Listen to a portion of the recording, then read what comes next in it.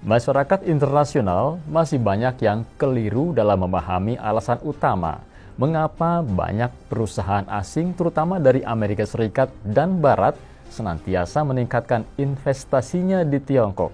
Rata-rata mereka mengasumsikan bahwa alasan utamanya karena murahnya tenaga kerja di negara tersebut. Pemahaman ini sebenarnya telah dibantah oleh CEO Apple, Tim Cook, dengan mengatakan bahwa kenyataannya Tiongkok tidak lagi menjadi negara dengan biaya tenaga kerja rendah. Pernyataan Tim Cook tentu bukan omong kosong belaka, karena Apple yang dipimpinnya juga adalah salah satu investor terbesar di Tiongkok. Artinya, dia sudah merasakan bahkan mengalami secara langsung dinamika biaya tenaga kerja di Tiongkok. Menurut sebuah sumber, upah minimum bagi tenaga kerja di Tiongkok tahun 2024 paling tinggi berada di angka 2.690 renminbi per bulan, atau jika dirupiahkan menjadi sekitar 6 jutaan rupiah. Ini jelas jauh lebih tinggi dari upah minimum provinsi atau UMP di Jakarta tahun 2024 yang hanya di kisaran 5 jutaan rupiah per bulan. Artinya, jika memang benar perusahaan asing berinvestasi di Tiongkok karena murahnya tenaga kerja, maka tentu mereka sudah berbondong-bondong pindah ke Indonesia yang upahnya lebih murah daripada di Tiongkok. Data ini menunjuk dengan sangat jelas bahwa perusahaan asing memilih investasi di Tiongkok bukan karena upah tenaga kerja yang murah.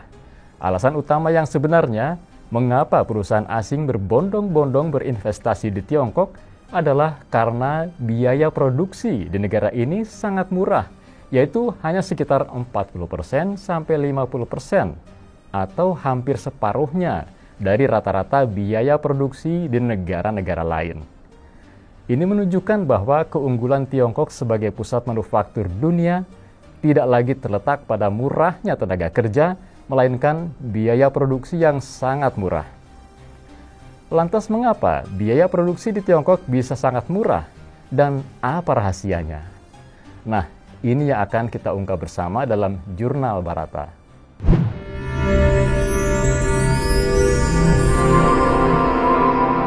Jurnal Barata. Pemirsa, mungkin kita akan kembali bertanya, kok bisa ya upah buruh di Tiongkok mahal, tapi biaya produksinya sangat murah?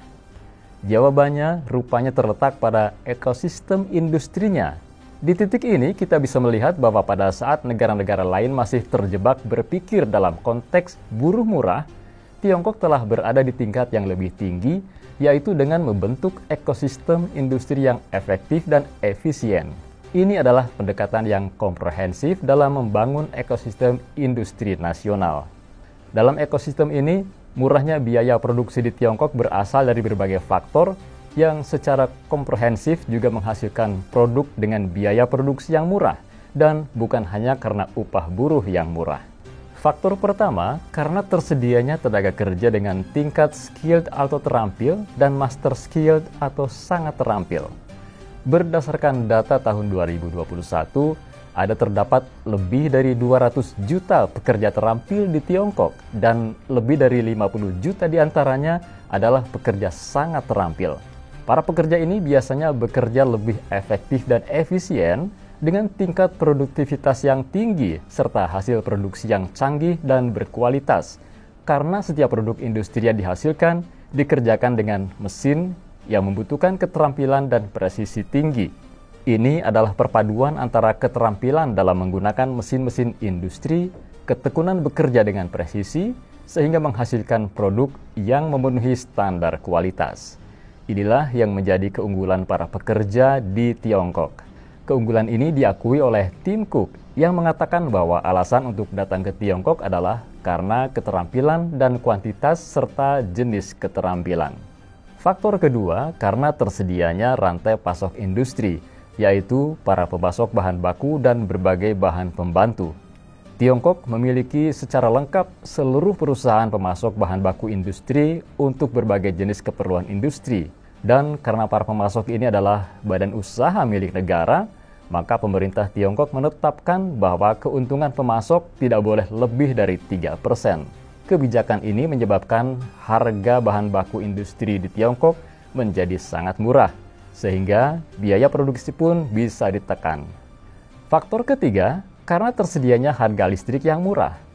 Harga listrik di Tiongkok bisa murah karena sekitar 50% dari total kapasitas listriknya berasal dari energi hijau.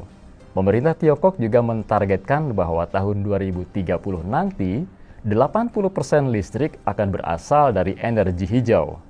Jika target ini tercapai, maka dapat dipastikan harga listrik di Tiongkok akan bisa lebih murah lagi. Itu berarti jika energi listrik menjadi sangat murah, maka sudah pasti biaya produksi juga akan semakin murah. Faktor keempat, karena tersedianya infrastruktur utama yang memadai. Infrastruktur yang baik dan lengkap berimbas pada biaya logistik menjadi sangat murah. Perusahaan industri di Tiongkok membayar jauh lebih murah untuk biaya pengiriman bahan baku dan bahan pembantu atau pengiriman hasil produksi. Analoginya semacam mendirikan pabrik di Tiongkok dan material untuk diolah telah siap di depan pintu. Bahkan seringkali perusahaan pemasok bahan baku itu membebaskan biaya logistik. Layanan semacam ini bisa terjadi karena biaya kirim yang sangat murah. Maka dari itu, sudah pasti biaya produksi pun akan murah. Faktor kelima, karena adanya stabilitas sosial politik, sekalipun saat ini terjadi ketegangan politik dengan Barat. Buktinya, di Tiongkok tidak ada kekerasan anti-Barat karena negara menjamin ketenangan dan kenyamanan warga Barat. Perusahaan-perusahaan Barat juga masih tetap beroperasi seperti biasa, tidak terjadi pemogokan, penjarahan, maupun kerusuhan sosial lainnya. Artinya warga Barat tetap tenang dan nyaman tinggal dan berbisnis di Tiongkok.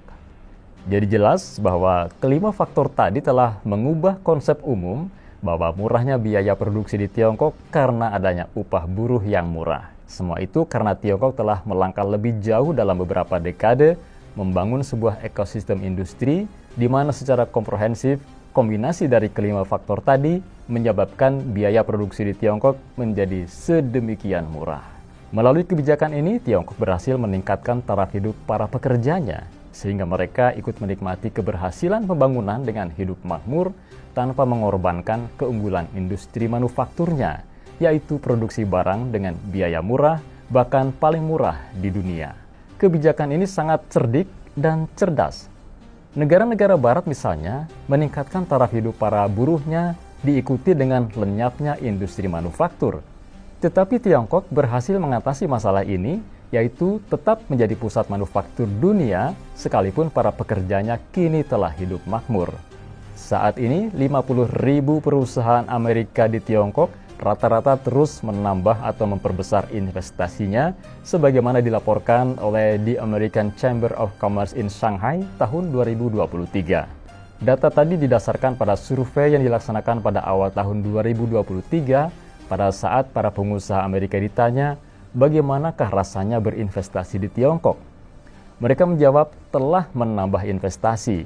Nah, frasa telah di sini penting karena menunjukkan waktu kapan investasi dilakukan.